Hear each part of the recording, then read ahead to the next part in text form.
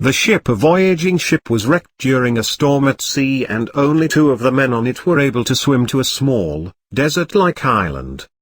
The 2 survivors, not knowing what else to do, agreed that they had no other recourse but to pray to God.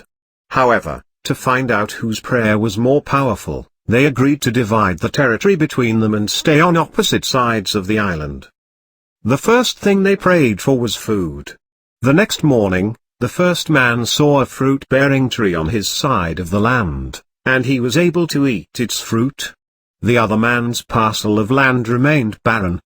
After a week, the first man was lonely and he decided to pray for a wife.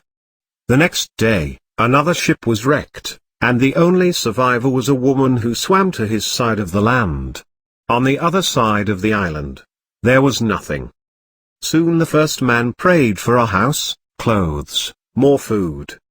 The next day, like magic, all of these were given to him. However, the second man still had nothing. Finally, the first man prayed for a ship, so that he and his wife could leave the island. In the morning, he found a ship docked at his side of the island. The first man boarded the ship with his wife and decided to leave the second man on the island. He considered the other man unworthy to receive God's blessings, since none of his prayers had been answered.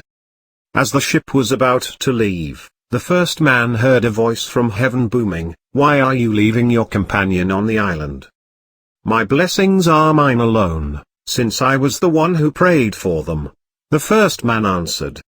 His prayers were all unanswered, and so he does not deserve anything. "You are mistaken." The voice rebuked him. "He had only one prayer, which I answered. If not for that, you would not have received any of my blessings." "Tell me," the first man asked the voice, "what did he pray for that I should owe him anything?" "He prayed that all your prayers be answered.